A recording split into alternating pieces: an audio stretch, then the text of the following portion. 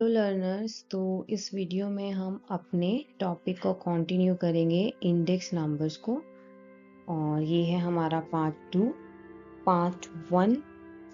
जिसने नहीं देखा है, मैं डिस्क्रिप्शन में लिंक दे दूंगी। प्लीज़ आप उस वीडियो को एक बार चेक कर लीजिए, उसको समझ लीजिए, बिकॉज उसमें भी हमने मेथड्स भी किए थे और इलस्ट्रेशंस भी किए थे जो कि इम्पॉर्टेंट है। तो अब नेक्स्ट टॉपिक्स हम कंटिन्यू करेंगे इस चैप्टर के इन दिस वीडियो। तो चलिए स्टार्ट करते हैं। पहले हम बात करेंगे सीपीआई की, जो होता है हमारा कंज्यूमर प्राइस इंडेक्स। तो सीपीआई क्या होता है? ये मेजर करता है किसको? प्राइसेस में जो चेंज हुए हैं। किसके प्राइसेस में? गुड्स एंड सर्विसेज के। ठीक है, कौन से गुड्स एंड सर्विसेज के प्राइसेस में चेंज हुए हैं? जो कॉमन कंज्यूमर्स अपनी डेली लाइफ में यूज कर रहे हैं। Okay, it helps to know whether the cost of living is increasing or decreasing। ठीक है, इससे हमें पता चलता है कि जो हमारा CPI cost of living, CPI से कॉस्ट ऑफ लिविंग जो है हमारी, वो इंक्रीज हो रही है या फिर डिक्रीज हो रही है। तो सीपीआई कंपेयर करता है करंट ईयर प्राइस को इससे बेस ईयर प्राइसेस से। करंट ईयर और बेस ईयर क्या है, ये हमने लास्ट वीडियो में डिस्कस किया था। और इसमें आइटम्स जो रहेंगी वो इंक्लूड कौन कौन सी होंगी, जो कि हमारी डेली लाइफ में यूज होती है, जैसे कि food, cloth, rent, transport, education, medical care etcetera. तो इसका अगर हम एक एग्जाम्पल लिख के चले तो फिर जैसे कि बेस ईयर है, उसमें जो एक फैमिली है वो स्पेंड करती है 1000 रुपीज डेली गुड्स पे। लेकिन करंट ईयर में उन्हीं सेम गुड्स पे उनकी जो कॉस्टिंग आ रही है वो 1200 आ रही है। तो यहाँ से हमने सीपीआई निकाला। ठीक है, current year divided by base year price into में 100, ये आ गया हमारा 120, और बेस ईयर में हमारा 100 था। तो यानी कि जो प्राइस है वो कितने परसेंट से इंक्रीज हो गई? 20% से। तो जो हमारे कॉस्ट ऑफ लिविंग है वो क्या हो गया है? इंक्रीज हो गया है, हायर हो गया है। ठीक है,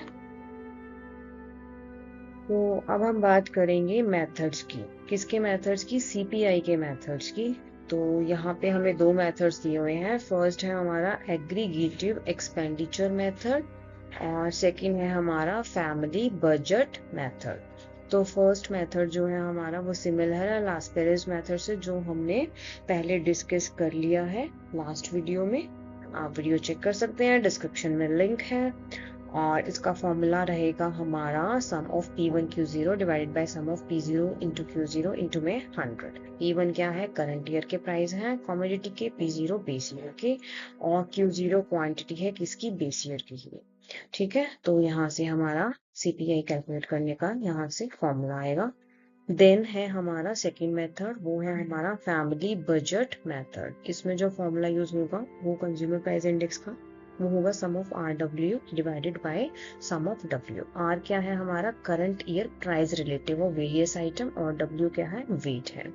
तो इसकी कैलकुलेशन कैसे होती है? सबसे पहले हमें चाहिए प्राइस रिलेटिव, तो हर कॉमोडिटी का। तो प्राइस रिलेटिव कैसे निकलेगा? P1 divided by P0 into में 100। करंट ईयर के प्राइस को हम बेस ईयर के प्राइस से डिवाइड करके उसको 100 से मल्टीप्लाई करेंगे ऑफ एवरी कॉमोडिटी, तो हमें हर कॉमोडिटी का प्राइस रिलेटिव मिल जाएगा। फिर हमें क्या करना है? जो कॉरस्पॉन्डिंग वेट्स हमें गिवन होंगे वो हमें चाहिए। ठीक है, आर से हम उसको क्या करेंगे? मल्टीप्लाई करेंगे, तो वहां से हमारा आ जाएगा आर डब्ल्यू। फिर हम उनका क्या कर लेंगे? सम कर लेंगे। तो यहाँ से हमारा जो फॉर्मूला बन के आएगा वो some products of the price relative with weight, जो हमने मल्टीप्लाई किया था प्राइस रिलेटिव को वेट के साथ, वो और जो वेट का सम है। ठीक है, उससे हम इसको क्या कर देंगे? डिवाइड। तो फॉर्मूला बनेगा sum of R W divided by sum of W. तो दोनों मेथड्स को हम एक इलिस्ट्रेशन से समझ लेते हैं, ताकि आपको जो कॉन्सेप्ट है वो अच्छे से क्लियर हो जाए। ठीक है,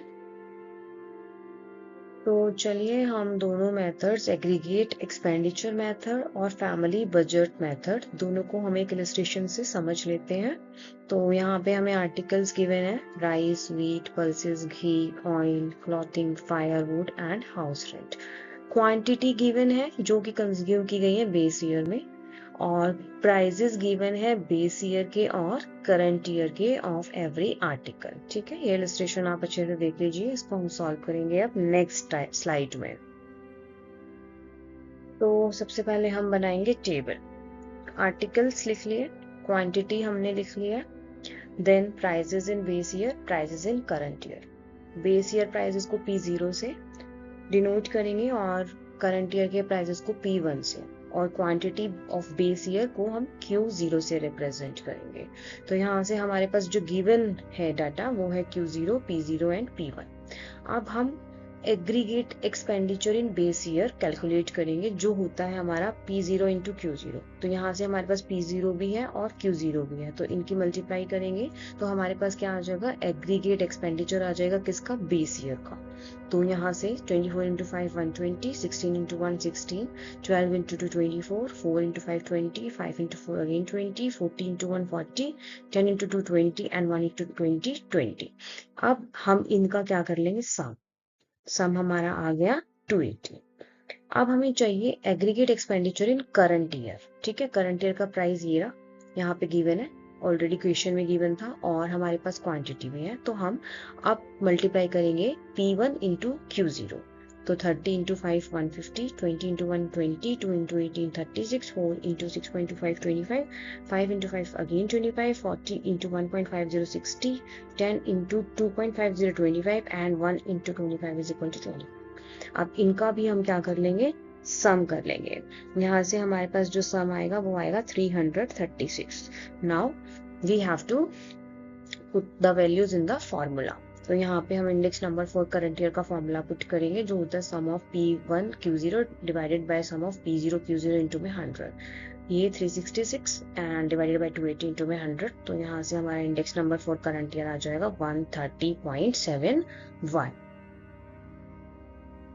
तो चलिए सेम इलस्ट्रेशन को हम सेकेंड मेथड जो है हमारा फैमिली बजट मेथड से भी सॉल्व कर लेते हैं। तो वही same articles, quantity, P0 and P1 ये हमें गिवन था। तो अब हमें चाहिए price relative for current year. तो वो कैसे आएगा, P1 divided by P0 into में 100। ये हम पहले भी कर चुके हैं कॉन्सेप्ट। ठीक है, तो 30 डिवाइड बाय 24 इंटू में 100.25, 20 डिवाइड बाय 16 इंटू में 100 अगेन 125। तो ऐसे P1 को हमें डिवाइड करना है P0 से और उसको 100 से मल्टीप्लाई करना है, तो हमारे पास R आ जाएगा। ठीक है, R क्या है, प्राइस रिलेटिव। फिर हमें चाहिए क्या, वेट, किसका, जो बेस ईयर में कंज्यूम किया गया है। तो वो कैसे आएगा, P0 की मल्टीप्लाई करेंगे किससे, Q0 से।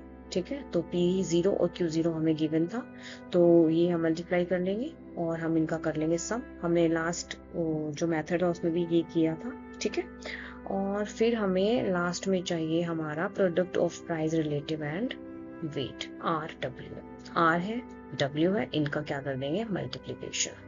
ठीक है, तो यहाँ से हमारा सम ऑफ RW आ जाएगा 36,600। ठीक है, now we have to put the values in the formula. तो करंट ईयर का CPI निकालना है, sum of RW divide by sum of W। तो 36,600 डिवाइडेड बाय 280, यहाँ से हमारा CPI आ जाएगा 130.71। आई होप आपको समझ में आ गया हो।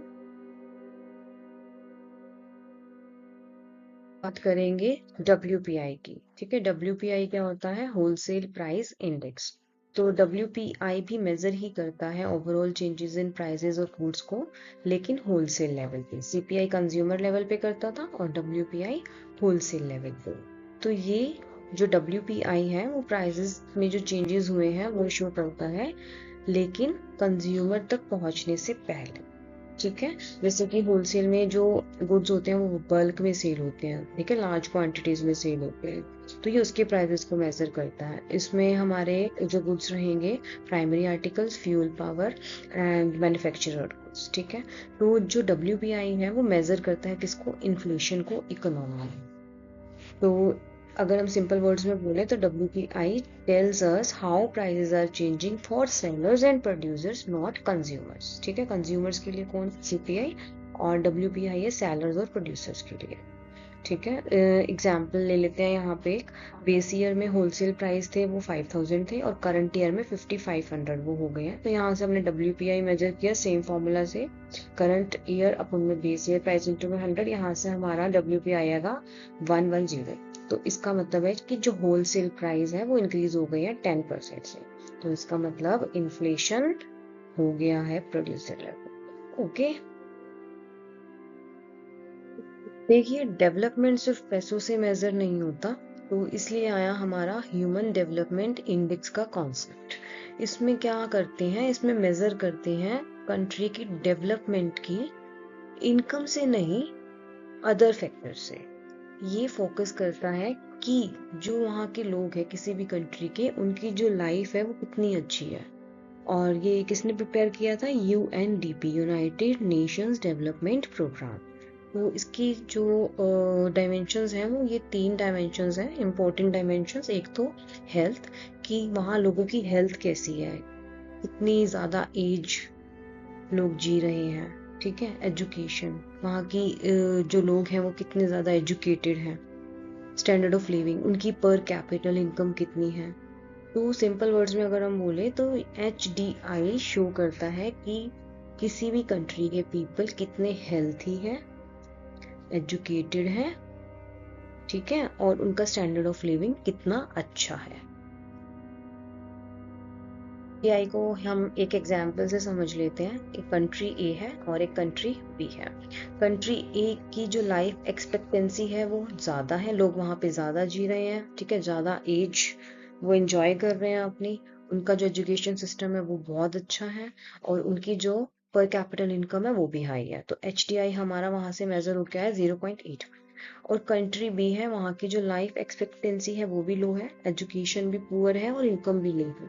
तो यहाँ से HDI है हमारा 0.45। तो इससे शो होता है कि country A is more developed than country B, even if both earn income. Income तो दोनों ही अर्न कर रहे हैं, लेकिन जो अदर फैक्टर्स हैं वो किस में ज़्यादा अच्छे हैं? हमारे कंट्री ए में, ठीक है। तो इट इज़ मोर डेवलप्ड। तो इंडेक्स नंबर्स हमारा कंप्लीट हो गया है, आप प्रैक्टिस कीजिए। अगर आपकी कोई क्वेरी हो तो आप मुझे कमेंट कर सकते हैं। नेक्स्ट टॉपिक मुझे सजेस्ट कर सकते हैं कि नेक्स्ट टॉपिक हम कौन सा करें, ठीक है। तो आप ये इसको समझिए, और till then please like, share, comment and subscribe. Thank you.